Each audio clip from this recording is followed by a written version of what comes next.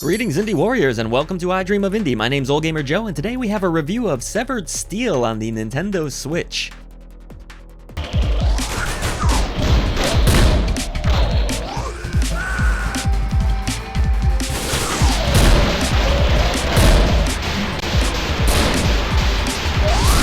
Severed Steel is a fast and frantic first-person shooter that puts you in control of Steel, who wakes up under mysterious circumstances with a missing arm. Steel eventually ends up crafting a weapon to said missing arm, a la Barrett from Final Fantasy VII or something along those lines, and continues to run, shoot, duck, jump, and slide her way through various levels full of a variety of objectives that mostly involve killing and blowing shit up. While story's not going to be a big focus in Severed Steel, you will get some nice comic book style cutscenes between levels which don't flesh the narrative out in any real meaningful way, but do look kind of cool with a black and white aesthetic sprinkled with just a little bit of color. Still, if you were hoping that Severed Steel was going to bring deep narrative threads and emotional connections, you'll likely be disappointed. That said, you'll be less disappointed with the core gameplay, which I really enjoyed. This is due to solid level design, which allows you to approach situations in different ways depending on your playstyle. Do you want to try and run and gun? You can go for it. Want to cinematically slide and slow down the action while blasting down soldiers? That's an option as well.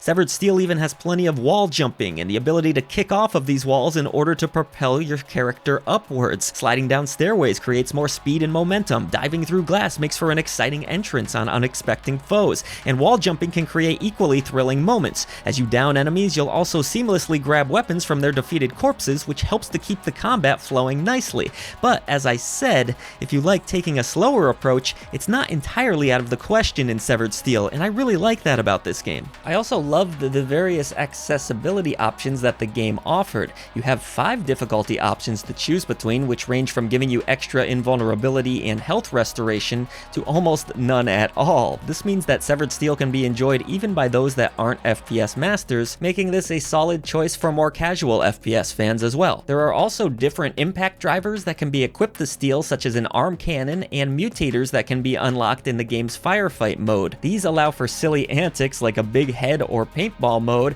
and even infinite sliding. Players are going to need to unlock New Game Plus, arm cannons, mutators, and many of the firefight levels, so you have plenty of incentive here to try and do everything, and the game offers good replayability. Campaign mode is broken up into 42 different levels, and while you do get solid variety in how each level looks, many of the mission objectives do start to feel similar to one another. Most levels involve simply heading to the clearly defined checkpoint and blowing up whatever object is there, but on occasion you may find yourself hopping between trains or even dealing with waves of enemies and some time-based challenges as well. While mission structure does get a bit repetitive, yes, this isn't a huge deal because of how you can approach the gameplay in so many different ways. Firefight mode has more of a challenge-based structure where you have certain objectives to meet, like sliding and shooting an enemy at the same time for a set amount. Sadly, in the Switch version of the game, you won't have access to the level editor, which I could absolutely see adding even more replayability to this title. On Nintendo Switch, Severed Steel fights its ass off to try and maintain 30 FPS, but does unfortunately lose the battle from time to time, particularly on later levels. Dips were not overly frequent in my time with the game, but they do happen, especially when you try to unleash a special attack. Unsurprisingly, this version of Severed Steel is also missing many graphical effects. Those aforementioned mutator abilities look dreadful and will transport you back to 2006 original Wii graphics. Smashing through glass has no impact, nor does blowing up many of the game's objects, which just vanish into thin air. The lack of visual effects means the game loses a great deal of its impact, and it isn't helped by the fact that it looks like someone smeared a layer of mud over the game. When I looked at PC footage, I felt like I was looking at an entirely different product. Gone are the great effects, the lighting, the flare, replaced with grainy visuals that aren't the worst I've seen on Switch, but certainly aren't ideal. The game's handheld mode also doesn't feel great here, as the back triggers and sticks of the Switch don't lend themselves particularly well to this kind of action, nor does the smaller screen. While it's probably not all that surprising that the Switch version doesn't look very good, especially compared to its PC counterpart, credit the developer for getting the game to run halfway decent at all. Severed Steel is not unplayable on Switch, you'll just be wishing you were playing it elsewhere, and you should if you have the option. Despite the game's shortcomings, which mostly stem from the aging Switch hardware, Severed Steel is an enjoyable FPS with a stylish campaign, some fun gameplay, and neat extras to mess around with. The bumping electronic soundtrack features plenty of great hooks and beats, accompanied by some nice overall sound design, with touches like steel breathing heavy when she's wounded, or bullets firing at rapid rates. Even on Nintendo's smaller hybrid portable device, Severed Steel offers hours of fun and even leaderboards to compete on in the firefight mode. I'd personally opt for the PC version here if you have that option, but if not, you'll still find plenty to like about this unique, energetic FPS.